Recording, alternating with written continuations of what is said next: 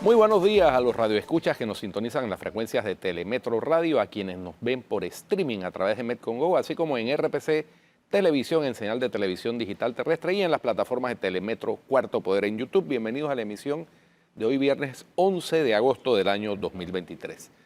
En materia internacional, bueno, los devastadores incendios en Maui, en Hawái, dejan un saldo ya de 55 personas fallecidas. Además, la noticia es que fallaron los sistemas de alerta y hay pueblos enteros reducidos a ceniza.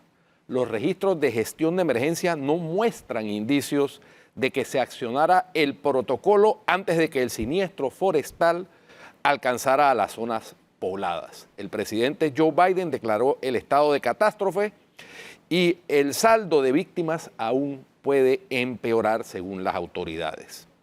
Los residentes de Maui que escaparon desesperadamente de las llamas, algunos a pie, se siguen preguntando por qué el famoso sistema de alerta de emergencias de Hawái no les alertó cuando el fuego se acercaba a sus casas. Los registros de gestión de emergencia de Hawái no muestran indicios de que se activaran las sirenas de alerta antes de que un devastador incendio forestal acabara con la vida de al menos 55 personas y arrasara una ciudad histórica, según confirmaron las autoridades ayer jueves. Hawái cuenta con lo que el Estado describe como el mayor sistema integrado de alerta de seguridad pública al aire libre para todo tipo de peligros del mundo, con unas 400 sirenas colocadas en toda la cadena de islas para alertar a la población de diversos desastres naturales y otras amenazas. Pero muchos de los supervivientes de Lahaina dijeron en entrevistas en los centros de evacuación que no oyeron ninguna sirena y que solo se dieron cuenta de que estaban en peligro cuando vieron llamas o escucharon explosiones cerca. ¡Qué terrible! Alimentado por un verano seco y fuertes vientos huracanados, el fuego comenzó el martes y tomó a Maui por sorpresa, corriendo a través de matorrales resecos que cubren la isla y luego arrasando casas y cualquier otra cosa que se encontraba en su camino.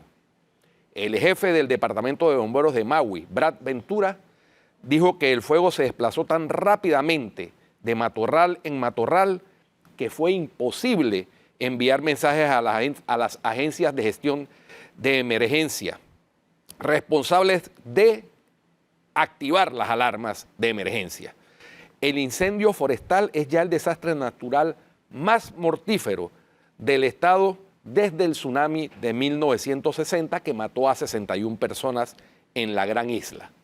Durante una rueda de prensa celebrada ayer jueves, el gobernador Josh Green afirmó que el número de víctimas mortales probablemente seguirá aumentando a medida que continúen las operaciones de búsqueda y rescate. Lahaina, salvo raras excepciones, ha sido pasto de las llamas, dijo Green, tras recorrer las ruinas de la ciudad el jueves por la mañana junto al alcalde del condado de Maui, Richard Bisen. Sin duda parece como si hubieran lanzado una bomba sobre Lahaina. Palabras lapidarias. Qué tristeza. Bueno, y por otra parte, aquí cerquita, en Centroamérica, la Asociación de Periodistas de El Salvador, APES, denunció ayer jueves la criminalización de la profesión periodística por parte del presidente salvadoreño Nayib Bukele, acciones consideradas un paso más a la consolidación de un Estado en un acto deliberado irresponsable. El presidente señala a 3 periodistas, Brian Avelar, Héctor Silva Ábalos y nuestro director de APE, Sergio Araúz, de haber recibido información confidencial, dejando entrever que eso podría suponer un delito. Reza un comunicado del organismo que hace referencia a las investigaciones que afectan al gobierno de Bukele y al partido oficialista Nuevas Ideas, las investigaciones periodísticas, por supuesto. Para la APES, este tipo de señalamientos contra las y los periodistas son un paso más a la consolidación de un Estado policial y dictatorial que, ante revelaciones de corrupción, utiliza todos los recursos a su disposición para perseguir a cualquier empleado o funcionario público sospechoso de compartir información que exponga el funcionamiento de la maquinaria de saqueo del erario público que funciona con total impunidad en este gobierno, según APES. Desde la asociación señalaron que el pronunciamiento del presidente funciona como una amenaza tácita a un eslabón imprescindible de la libertad de prensa, como son las fuentes de información. Criminalizar a funcionarios y empleados públicos por sospechas que han conversado con periodistas nos acerca más a sistemas de gobiernos totalitarios, como los de Venezuela, Cuba y Nicaragua, países donde el disenso se castiga con la cárcel. La APES le recordó a Bukele y a los funcionarios de su gobierno que la prensa tiene como norma general la reserva de la identidad de sus fuentes, por lo que un gobierno democrático está en la obligación de respetar dicho derecho protegido tanto a nivel nacional como internacional. Por otro lado, los periodistas condenaron el desmantelamiento del sistema de transparencia y la anulación de los mecanismos de control del gasto público, denunciando que el país transita ante una opacidad sin precedentes, que por tanto protege la corrupción de los cercanos al presidente de turno y que además persigue la de quienes se convierten en una potencial amenaza a la opacidad y a la impunidad de la administración. Remarcaron la necesidad de que existan procedimientos e instituciones que permitan que el Estado rinda cuentas. Ante este comunicado de la Asociación de Periodistas de El Salvador, Reporteros Sin Fronteras manifestó su preocupación por señalamiento contra periodistas que socavan la protección de las fuentes reconocidas en tratados internacionales sobre libertad de expresión. La criminalización del ejercicio periodístico supone una amenaza para las democracias, agregó Reporteros Sin Fronteras, a través de un comunicado en su perfil de la red social X, anterior Twitter. Bukele publicó el miércoles un comunicado en el que informaba de los avances de la investigación contra el ex asesor de Seguridad Nacional del gobierno, Alejandro Michot, que habría actuado, según el mandatario, como doble agente para el expresidente Mauricio Funes. Dentro de esas operaciones, ambos filtraban documentos clasificados y en varios casos modificados a los periodistas Sergio Araúz, del diario digital El Faro, Brian Avelar y Héctor Silva Ábalos, además de a un gobierno extranjero y a varios ciudadanos de otros países, señaló entonces Bukele. El director del Faro, Carlos Dada, reaccionó a la publicación del mandatario subrayando que la política del medio es no confirmar ni desmentir que una determinada persona haya servido de fuente a nuestros periodistas. Es la única manera de proteger a quienes depositan su confianza en nosotros. Sí, señor. Todos los que andan abanicando a Bukele aquí en Panamá, ahí terminan todos. Bueno, ahí terminan todos. Mira, creándose sus teorías de conspiración. Crónica de una muerte anunciada. Creando su teoría de conspiración, criminalizando el periodismo, porque en eso andan. Es Bukele, es Ortega en Nicaragua, Bukele en El Salvador. Si vamos a Guatemala, la misma cosa. O sea, es la criminalización del periodismo porque eso es lo que quieren. No importa si sean de derecha, de izquierda o de centro. Todos esos movimientos autoritarios, llámese Bukele, llámese Ortega, llámese Yanmatei, llámese como quiera, llámese Maduro, lo único que buscan es la criminalización de la libertad de expresión. Punto. Y nadie experimenta, desafortunadamente ningún pueblo experimenta en cabeza ajena. Esto ya lo han vivido, por ejemplo, Perú con Fujimori y Montesinos. Favor, hombre. El mismo esquema de que, que los héroes que están acabando con Sendero Luminoso y Ahí miren cómo terminó eso. Nosotros somos el presidente más popular. Claro, porque es que popularidad no es lo mismo que democracia. No es lo mismo ser popular que ser demócrata. Ahí no hay ningún tipo de institucionalidad. Lo primero que hacen es atacar las libertades. Claro, la primera es la más visible, que es la libertad de expresión, pero después viene la libertad de movimiento, después viene la libertad de asociación y por ahí se va atacando todas las libertades posibles. Ese es el ejemplo que no se puede permitir en Panamá. Sea el que sea que ande abanicando, estar tratando de hacer en Panamá lo de Bukele es ridículo. Porque terminan como lo que ya estamos viendo. Terminan así, todos terminan así. Aquí, gracias a Dios, Atenógenes, dentro de los avances que se dieron adoptando los estándares internacionales en materia de libertad de expresión, en el año 2005, uno de esos fue dentro de la ley que eliminó las leyes Mordaza y eliminó el desacato se garantizó el derecho a la reserva de las fuentes Así por es, ley así de los es. periodistas. Entonces, porque eso es sagrado. Para que haya democracia tiene que haber periodismo y libertad de expresión. Para que haya periodismo y libertad de expresión se requiere tener fuentes y reservar las fuentes. Para que no les caiga casualmente a las fuentes la mano poderosa del Estado cuando se ve amenazado por en este caso de Bukele, lo ridículo de la acusación contra su propio funcionario es que le estaba pasando información a los periodistas. Perdónenme, pero si así que funciona. Así funcionan los mundos, el mundo democrático. Claro, que a él no le gusta el periodismo porque ese tipo de mandatario lo único que busca es la propaganda, porque a él nada más le gusta que hablen bien de él. Eso se llama propaganda. Cuando tú te montas en redes y tú comienzas entonces nada más a tirarte flores, eso significa propaganda. Eso se inventó hace mucho tiempo, lo inventaron, por cierto, desde antes de los nazis. Los nazis lo perfeccionaron y lo perfeccionaron. Sí, pero eso viene desde allá. El señor Goebbels. Entonces, no importa que haya redes sociales, no importa la tecnología que aparezca, se llama propaganda y eso es lo que le busca, lo que le encanta a ese tipo de mandatarios como Bukele, la propaganda. Ellos odian el periodismo, porque en el periodismo se dicen las verdades frente a frente, se sacan los escándalos. Eso es lo que a ellos no les gusta. Por eso actúan de esa manera. Como a él nada más le gusta la propaganda, le gusta que su circulito alrededor, en Panamá o en donde sea, porque aquí en Panamá hay un montón de gente que anda abanicando a Bukele, le digan las cosas buenas, no le gustan las cosas malas, por eso es que actúa como actúa, por eso es que la primera libertad a la que ellos le caen encima es a la libertad de expresión. Esa es la realidad de ese tipo de politiqueros, porque no se le puede llamar ni siquiera políticos ni estadistas, son politiqueros, populistas, lo único que buscan es eso, crear bulla, crear propaganda y eso sí, seguir perpetuándose en el poder hasta que les dé la gana, porque ese es el otro ejemplo que tenemos de Bukele. Así que todo aquel que venga a decirle que lo que queremos es traer a Bukele a Panamá, ahí estamos viendo el ejemplo y estamos comenzando a ver las consecuencias de ese tipo de política irresponsable de estos politiqueros modernos. Muy lamentable. Y se seguirá viendo, porque ya el señor anunció que va por la reelección, aunque la Constitución se lo prohíbe. Así es, pero él seguirá haciendo de las... Pasa la Constitución por donde mejor le parezca. Así es.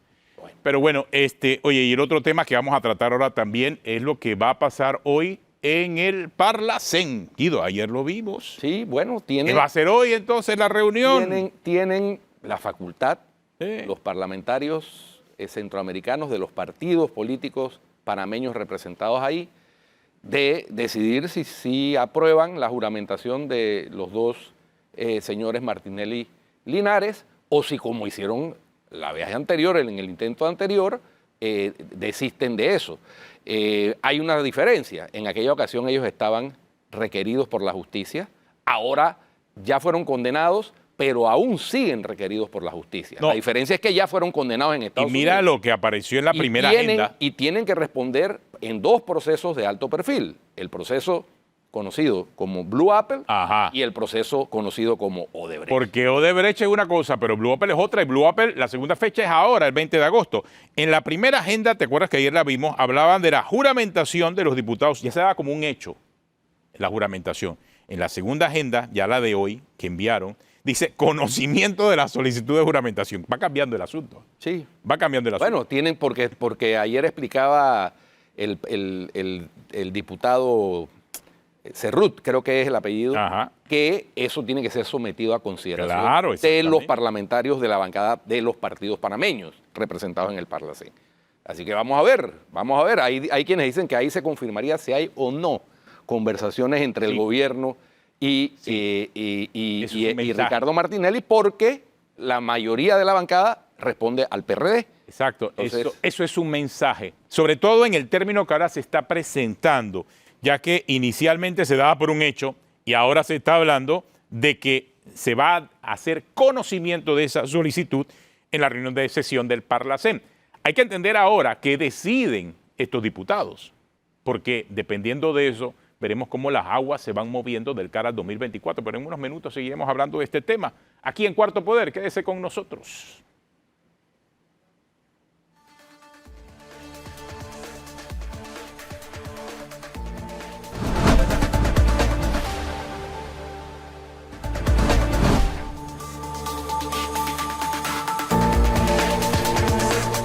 Continuamos aquí en Cuarto Poder, conversando hoy con Francisco Carreira. Ya ahora es ex precandidato por la libre postulación a la presidencia de la República, pero está en el círculo de espera, como se dice en el béisbol. Él y su candidata a vicepresidente, Sí, ¿verdad? correcto. ¿Quién fue La la...? doctora Marta Roa. Marta Roa, muy bien. Usted y Marta Roa están en el círculo de espera, por cualquier cosa que pueda Así mismo ocurrir. es.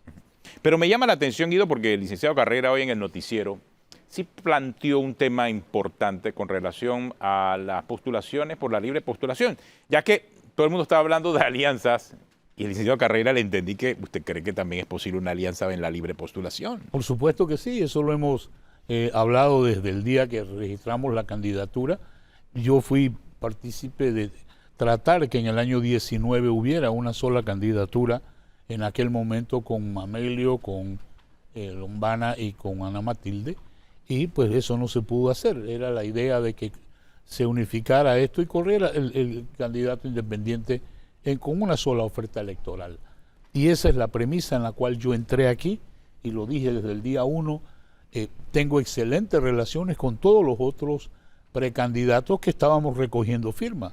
Y a propósito de eso, pues siempre me he referido a ese tema de que la idea no es caer nosotros en la trampa electoral de la Asamblea de haber escogido 3 candidatos independientes para dividir el voto, cuando nosotros podemos tener una respuesta mucho más efectiva con una sola candidatura que va a beneficiar la verdadera meta. La mayoría de nosotros coincidimos en que la meta electoral es 40 diputados en la Asamblea. Esa es la meta electoral. Panamá no 40 cambia. diputados por la libre postulación. Sí, por la obviamente. libre postulación independiente. Hay quienes dicen que 40 diputados debería ser el máximo de diputados en la Sí, Asamblea. bueno, perfecto. Ya ese es otro tema constitucional que a lo mejor, tú sabes, con mucho gusto lo discutimos, pero el tema es, para poder hacer algo en este país y comenzar a desmontar ese fuero electoral y la revocatoria de mandato y la forma como se juzgan los diputados en la Corte Suprema, el subsidio electoral, todas estas cosas tú necesitas una mayoría de verdad de independientes en la Asamblea. Ese es el objetivo. Lógicamente, todos los candidatos, los precandidatos en su momento, tenemos apoyo, unos más, otros menos, de candidatos a diputados, alcaldes y a representantes. La idea de esto es ahora poder unificar eso, y ese es el sentido. Y la razón de esto es todavía mucho más delicada.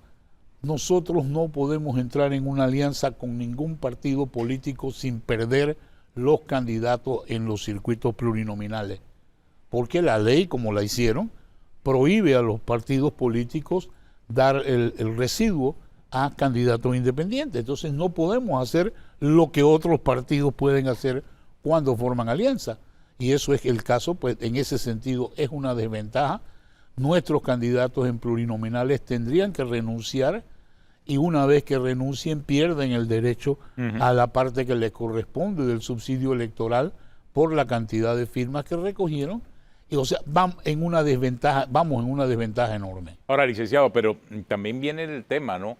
¿Qué candidato por la libre postulación apoyar? Porque parte del cuestionamiento que hay al proceso de la libre postulación para la escogencia del presidente es que los que realmente no tienen ningún tipo de atadura política quedaron fuera de las 3 nominaciones. Y los 3 primeros, Zulay Rodríguez, Melitón Arrocha y también Profesora la Gordón. profesora Maribel Gordón, tienen o han tenido algún tipo de vinculación política. Zulay Rodríguez, PRD, Melitón Arrocha, panameñismo, la profesora Gordón con el Frente Amplio por la Democracia fue candidata a la vicepresidencia en las elecciones pasadas. Entonces, ¿a quién apoyar en ese grupo? Bueno, es la gran eso duda, es lo ¿no? que hace esto un reto mucho más difícil, mucho más interesante. Para nosotros en este momento, si nos importa primero Panamá, ponemos al margen esto los candidatos que obtuvieron más firmas, participaron en el proceso electoral aceptados por el tribunal, y en este momento 2 de los que están allí son personas con las que nosotros proponíamos una reunión. Por el tema ideológico, por supuesto que no participamos en ninguna gestión que involucre la profesora Gordón y el Suntra y el Fernadeso y todo ese grupo.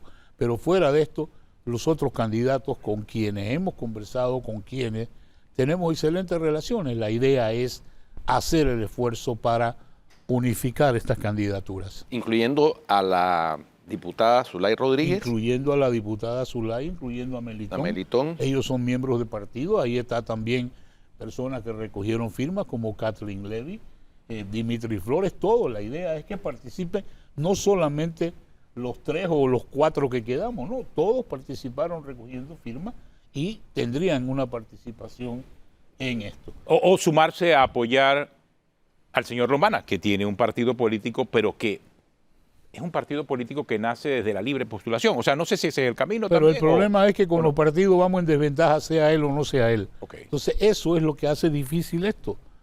Yo sé que hay partidos como el de él, partidos como País, Alianza, incluso andan ofreciendo postulaciones a los candidatos que quedaron de los grupos independientes o de libre postulación a nivel de diputados, alcaldes y representantes, pero eso también es un sacrificio. Así que al final del día creo que lo que entonces establece aquí en el orden es: primero tratamos de hacer la unión de los candidatos de libre postulación, ya si eso no resulta, entonces veremos qué otra cosa puede ser, pero lo que sí es que todos debemos estar claros: no nos conviene ninguna alianza con ningún partido político, llámese como se llame. Don Francisco, una pregunta que quiero hacerle. A raíz pues de los lamentables sucesos estos ocurridos en Ecuador, en donde al parecer todo indica que el crimen organizado dio la orden de ultimar a uno de los candidatos que era el candidato que más tenía un discurso en contra del crimen organizado, de la mafia, de las drogas, etcétera, de los carteles de las drogas. Se acaba de presentar nuevamente el proyecto de ley de extinción de dominio en la Asamblea, incluyendo el delito de corrupción. El del Ejecutivo lo presentó tal cual estaba originalmente. Su opinión sobre eso y cómo debe ser el tratamiento y si es necesario o no aprobar un proyecto de estas características para combatir al crimen organizado. Mira, primero con el tema de Ecuador, yo creo que todo está pasando una gran pena de que las pasiones políticas en un país, ese tipo de ataques al crimen organizado, pues resulten en este tema. Pero al mismo tiempo, cuando yo escuchaba las noticias de El Salvador ayer, de verdad que tengo que expresar el regocijo de que en Panamá nosotros no hayamos llegado en ningún momento a esa situación de violencia por las razones políticas. Y en ese momento valoré algo que yo creo que todos los panameños tenemos que sentirnos orgullosos. Las últimas 5 elecciones han sido ganadas por la oposición. El tribunal ha reconocido el triunfo de la oposición y de esa manera nuestra democracia en ese aspecto se ha ido perfeccionando. Pero también noté algo viendo el video, que nosotros, tal vez por la organización que tenemos, no le damos el crédito suficiente a los delegados electorales que están presentes en este tipo de eventos para mantener el orden y para evitar que esta situación política de alguna manera desemboque en actos de violencia. Entonces, cuando vi eso, digo, mira, qué bueno que en Panamá no tengamos una situación como esta. Como precandidato, a mí una de las situaciones tal vez más incómodas que he vivido es cuando me recomendaron que tenía que tener seguridad. Y eso es difícil acostumbrarse cuando uno no lo ha tenido. Yo estoy acostumbrado a tomar mi auto y manejarlo y ir a determinados lugares. En algunos momentos sí tengo conductor, pero no es parte de nuestra idiosincrasia. Y lo triste de Ecuador, nosotros tenemos que hacer el esfuerzo por mantener nuestro sistema como lo hemos obtenido hasta ahora. Usted que estuvo en las calles, estuvo caminando buscando firmas. El tema de la narcopolítica, de esa vinculación del crimen organizado con la política en Panamá, ¿la percibió en las calles? En ninguna forma, ¿No? De verdad que no. No, yo no dudo que una de las situaciones que hay con el subsidio electoral, y te lo dicen, tenemos que tener un subsidio de 56 millones de dólares para evitar que la narcopolítica entre. Yo no dudo que en Panamá, por ser un punto focal en el transporte marítimo internacional y aéreo internacional, sea un lugar en donde haya una presencia de drogas y de tumbes y de toda la violencia que nosotros vemos. De allí a que haya una injerencia en el tema político, sí te digo, eso para mí todavía no es algo tan serio, tenemos que cuidarlo y creo que la forma de controlar los informes financieros del Tribunal Electoral y todo esto de verdad contribuye, porque ya no es el tema de que tú puedes recibir esos dineros y ocultarlo. Yo creo que en un mundo como el de ahora, todas esas cosas terminan siendo públicas de alguna manera. Y volviendo al tema de Guido sobre la ley de extinción de dominio, mira, yo me opuse desde el principio a la forma como esa ley estaba concebida por varias razones. La primera de ellas es el cambio que se da a derecho constitucional que tiene una persona de que la acuse el Ministerio Público y el Ministerio Público tenga que probar la existencia de un delito y la existencia de la relación entre la persona acusada y ese delito. En la ley de extinción de dominio, cuando a ti te acusaban, tú tenías que probar que eras inocente. Pero es el mismo caso de las leyes contra el blanqueo de capitales. Perfecto, pero, O sea, pero en la forma como ahí estaba, es un fiscal el que a ti te acusa y tú quedas probando ante un fiscal. El problema ahí es que no hay una autorización judicial desde el principio, no es la discreción del fiscal. Y yo creo que ese tema, en la forma como se planteó, para mí es un riesgo extraordinario. O sea que tendría que haber un juez de garantías de extinción de dominio también, claro, igual yo que creo hay que en el sistema penal esa acusatorio. es la protección, porque no es el fiscal de motu propio que ordena y quedamos como estamos en algunos casos hoy con el sistema penal inquisitivo, en donde el fiscal es parte y decide admisión de prueba, rechaza prueba, o sea, es juez y parte. Sí. Eso es lo que dañó ese sistema. Ahora hay otras cosas también en el proyecto anterior, todavía no he visto el proyecto que se ha presentado, pero es en esa situación de entrenamiento de fiscales, dónde se va a hacer esto, y creo, y al final lo dije en la Asamblea, nosotros colombianizamos nuestra ley por la influencia pues de Colombia, que participaron directamente con el ministerio en Panamá, y esto yo creo que también tenía otro elemento. No podemos nosotros abrir en la forma como ahí se plantea nuestro sistema bancario. Ya el sistema de sociedades prácticamente lo han terminado por ese tipo de excesos, y mira pues que ahora cualquier persona dentro de eso puede pedir una investigación al sistema bancario, y creo que eso Panamá tiene que protegerlo muchísimo. Esas son las cosas que tenemos que tener un balance, por eso creo que debe intervenir un juez. Una de las cosas que a mí siempre me llamó la atención, y lo dije en el caso de extradición del presidente Martinelli, los fiscales no podían ordenar la detención. Esa detención la tuvo que ordenar un juez. Entonces ahí es en donde viene la diferencia de que tú tienes un funcionario al que hay que convencer de que una medida debe ser interpuesta. Por el otro lado, creo que si vamos a ver el tema de cómo se van a manejar los inmuebles, los bienes, los automóviles y todas estas cosas, mira, yo creo que es un desastre la forma como hasta ahora se han cuidado, porque en realidad no es que se han cuidado, no se han cuidado nada, pero los apartamentos y todo es una pérdida. Hay residencias aquí de personas que están involucradas en esto, a las cuales se deja y todo eso se vandaliza. O sea, no hay realmente un tema. Claro, porque en el sistema actual esos bienes están en custodia hasta que haya una resolución Así final, mismo sentencia en firme. Con el sistema que se propone, esos bienes pasarían a ser propiedad del Estado y el Estado dispone de ellos. Por supuesto, pero aún no, o si no, lo vendes y guardas el dinero. Eso es lo que se hace en los Estados Unidos y en otros países.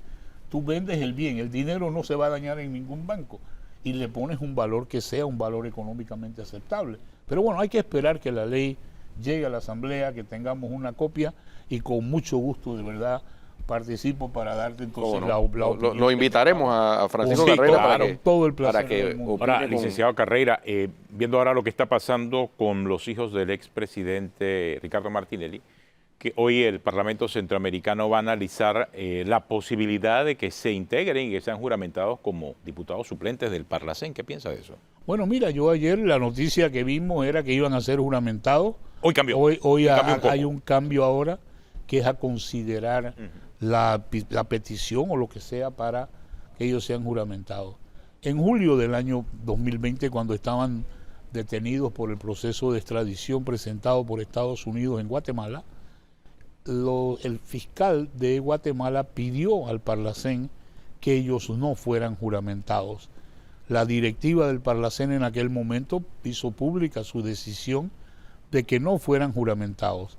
Entonces, lo primero que me pregunté ayer cuando oí las palabras del diputado Dorindo Cortés, explicando la razón por la que la bancada panameña consideraba que esto se podía hacer, era precisamente la prohibición que decretó la directiva del Parlamento Centroamericano de no juramentar a los señores Martinelli y Linares. Sin embargo, ahora hay una situación un poco diferente. Lo que ocurre con esto es que en el momento en el que se presenta es cuando es inminente la celebración de audiencias relacionadas con casos en Panamá y con el caso Odebrecht. Por el caso Odebrecht es que ellos fueron extraditados a Estados Unidos y ya sabemos todo lo que ocurrió allá, que se declararon culpables y pagaron su pena y todo lo demás. Pero al regreso a Panamá el proceso Odebrecht sigue. Y de darse esa juramentación, el primer tema que tendría un efecto es ellos como diputados del Parlacén tienen que ser juzgados en la Corte en una ley que precisamente fue presentada durante el gobierno del presidente Ricardo Martinelli. Ese es el punto, porque viene el caso Blue Apple ahorita, el 20 de agosto, viene el caso Odebrecht en el mes de septiembre. ¿Qué pasaría con esos casos con ya dos de los principales investigados en ambos siendo parte del Parlamento Centroamericano? Ahí lo que se conoce como una ruptura procesal en el proceso. Correcto, o una afectación. El tema es que primero tienen que darse los eventos. El evento de que de verdad haya una juramentación, presentar entonces la petición correspondiente en los procesos penales para que se les reconozca a ellos la inmunidad que tienen por ser diputados. Eso pasaría en su momento a la Corte Suprema. Sin embargo, esto es un tema novedoso en el sistema judicial panameño y el tribunal bien pudiera rechazarlo porque ya están llamados a juicio, ya hay fecha de audiencia. O sea, aquí va a haber una batalla procesal y yo no dudo que eso sea lo que esto puede causar. Amén de las especulaciones que podamos hacer de que el momento en el que esto se presenta, pues mucho se ha rumorado de arreglos entre el presidente Martinelli y el grupo del PRD, y yo creo que esto lo que hace es agregar más leña al fuego en ese sentido. Sí, sobre todo porque se ha especulado mucho la posibilidad de conversaciones, de acuerdos, de alianzas entre el PRD y el partido RM, lo que hace entonces que lo que está pasando con los hijos del expresidente Martinelli quede en el centro de esa polémica. No sé qué piensa usted. Por supuesto, yo creo que eso es lo inevitable. Por eso es que tenemos que ver el desarrollo de los acontecimientos.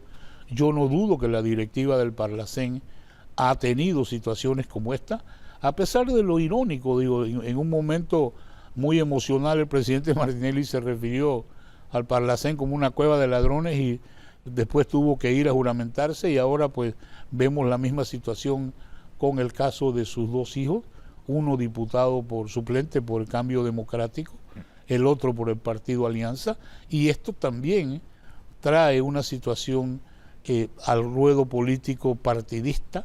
Si es qué va a hacer el Partido Cambio Democrático en una situación como esta, porque estarían aceptando que uno de sus diputados suplentes que tiene la situación que tienen los hermanos Martinelli vaya a ser juramentado.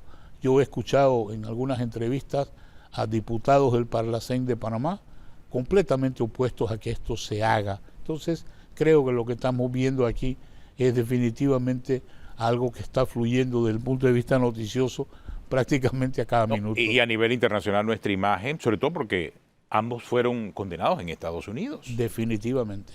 Eso para mí es un hecho y no estoy seguro si en alguna de las reglas del Parlacén se refiere a esto, no creo haberlas visto, pero esto va a traer muchos temas novedosos dentro de esos dos procesos.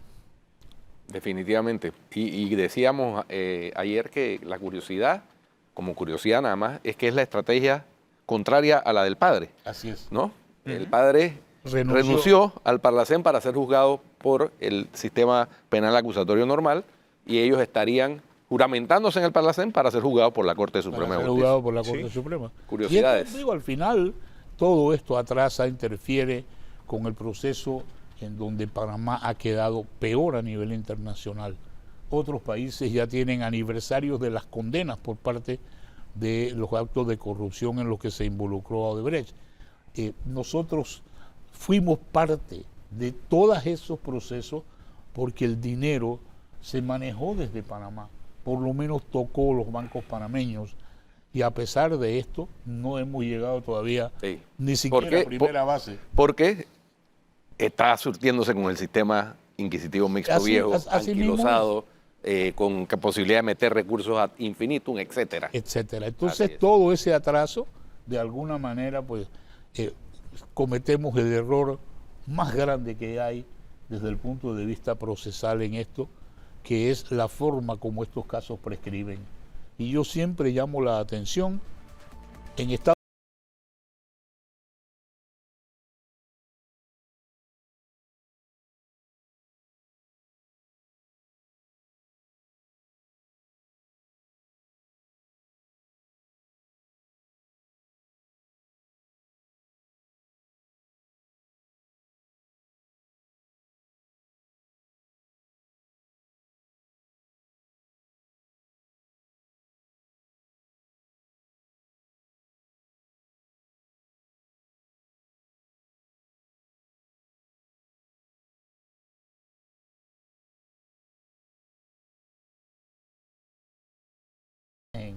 de que aquí protegemos a personas que son consideradas delincuentes. Eso es lo que no podemos hacer. Igual que te digo otra que yo creo que eventualmente la vamos a tener que discutir también, la extradición de panameños. Eso yo creo que es un evento en donde nosotros no podemos tener esta etiqueta de colaborar no extraditando panameños que han cometido delitos fuera de Panamá. Y si te das cuenta a nivel de casos de droga o de casos de lavado, es la presencia de panameños en redes en Europa, en Dubái, en otros países es evidente. Si esa gente viene aquí o viniese aquí por cualquier razón, nosotros, ¿qué mensaje le estamos dando al mundo? Que somos estamos en el lado equivocado, protectores de moralmente el lado incorrecto. Sí. Esa disposición constitucional en muchos países ha sido eliminada. Ha sido eliminada, por supuesto. Y creo que por la gravedad y porque la utilizan obviamente como una especie de escudo, ¿no? A favor de los protector. Bueno, muchas gracias. Vuelven intocables. Francisco Carreira, gracias. Don Paco, siempre bienvenido acá en Cuarto Poder. Vamos a un cambio y retornamos con Cuarto Poder.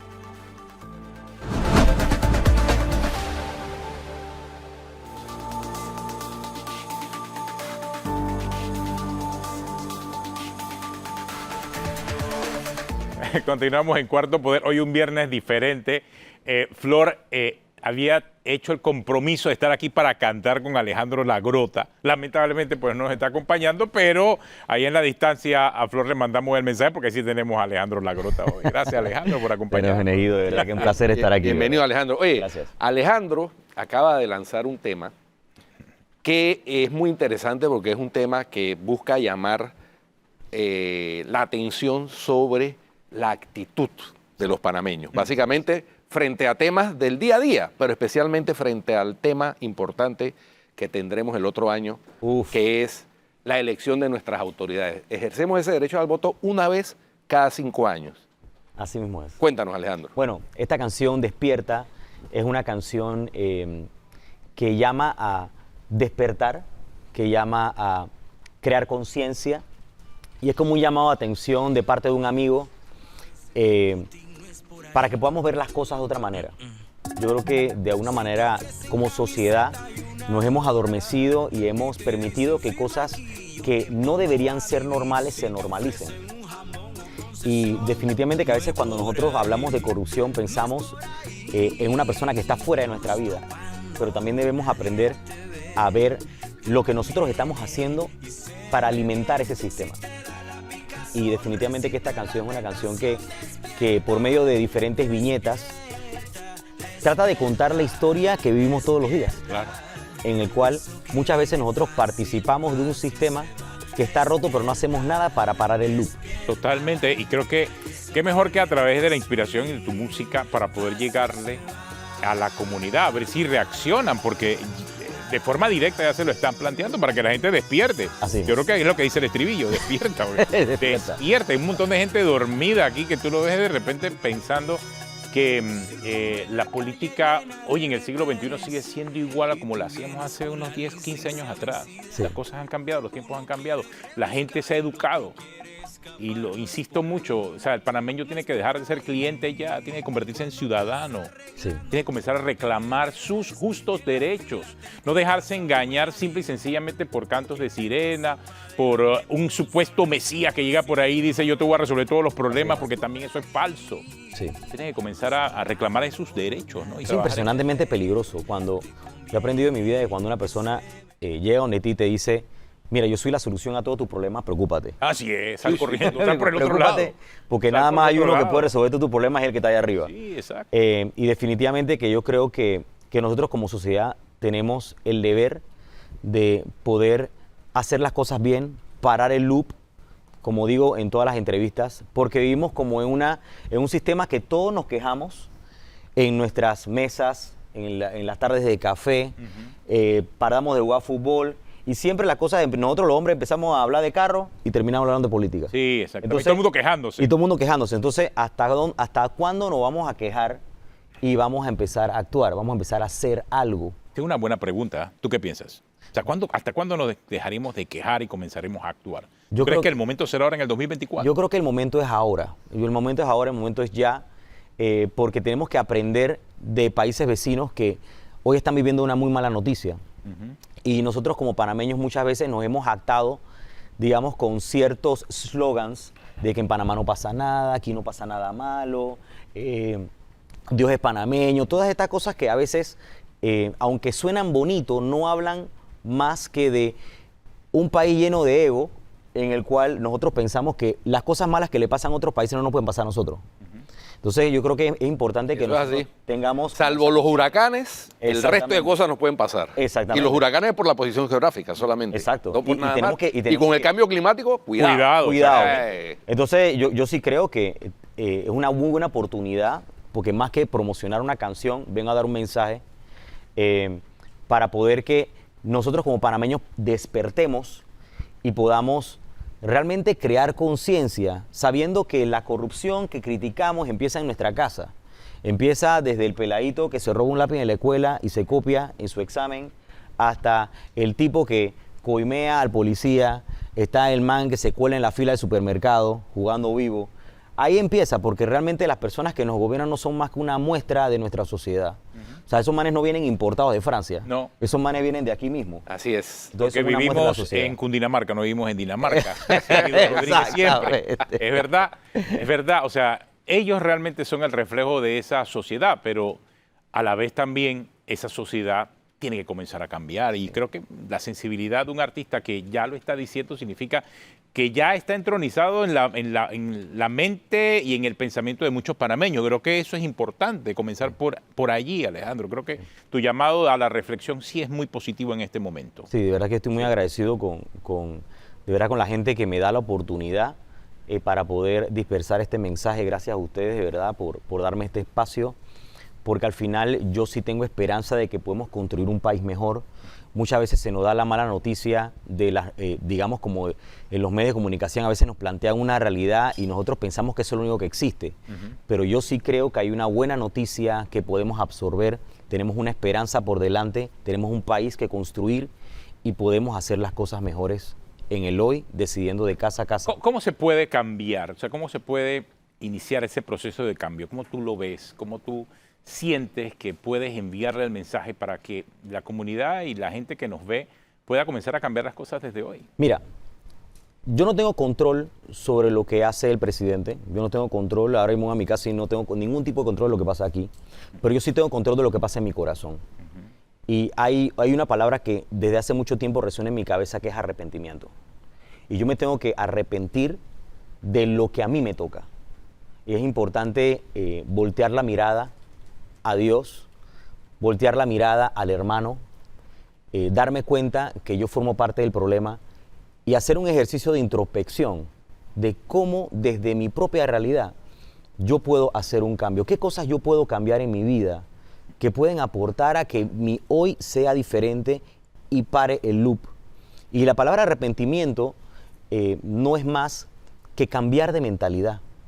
Necesitamos cambiar de mente, no solamente pedir perdón, porque a veces la gente pide perdón. Pero no sigue haciendo lo mismo. Pero sigue haciendo lo mismo. Claro. Porque necesitamos es cambiar de mentalidad.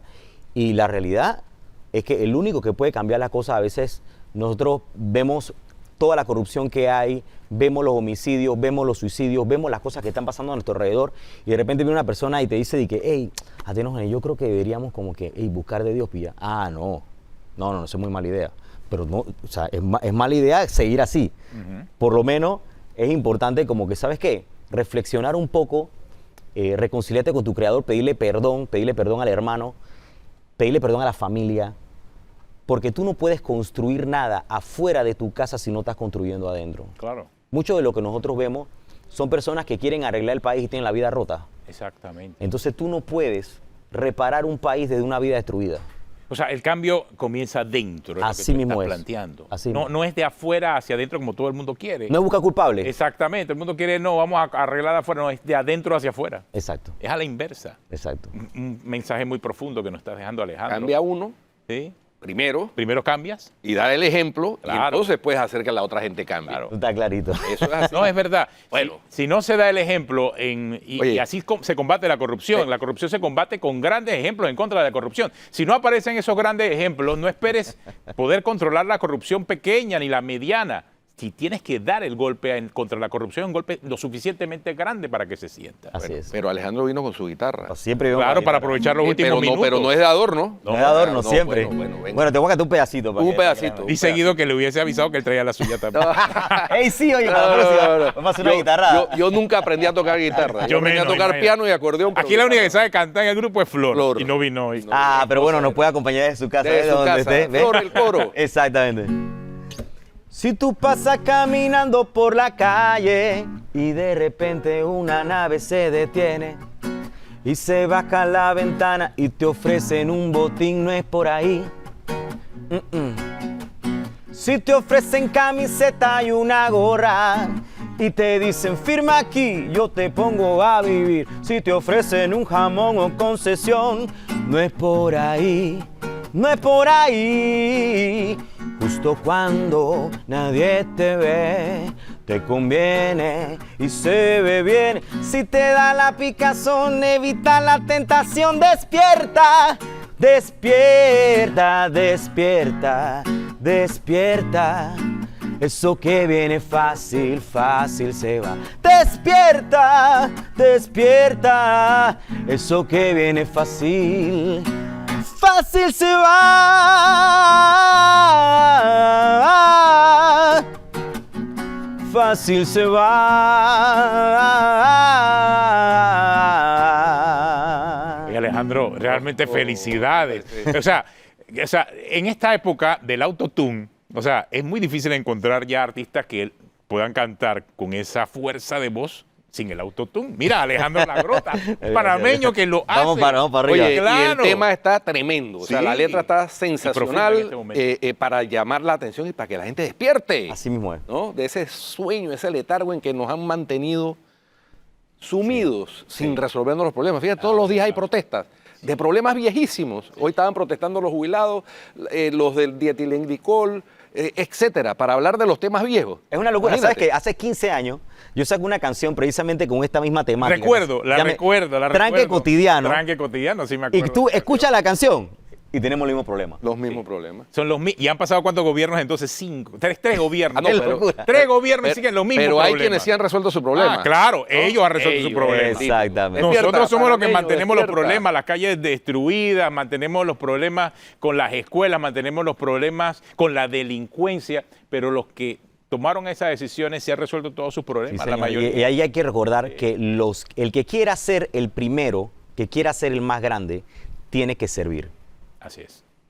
Esa es una prima de la vida. Oye, muchas gracias, Alejandro. Gracias a por ese ustedes. mensaje Alejandro tan Ladrota, positivo. oye, Eh, me voy inspirado. Sí, este sí, viernes. nos ha dejado este La viernes verdad que inspirado, Alejandro, y esa maravillosa voz. Esperemos que la sigas conservando. Gracias, de verdad, gracias. Te Gracias, voy a poner en de verdad. contacto con gente que me han estado chateando, porque eso está buenísimo el tema. Sobre todo para utilizarlo en campañas. En campañas de promoción Campañas de valores Sí, cívicas, señor. etcétera.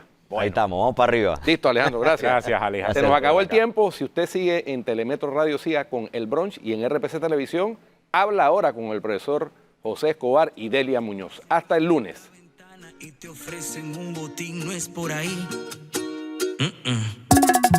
Si te ofrecen camiseta y una gorra y te dicen firma aquí, yo te pongo a vivir. Si te ofrecen un jamón o concesión, no es por ahí, no es por ahí.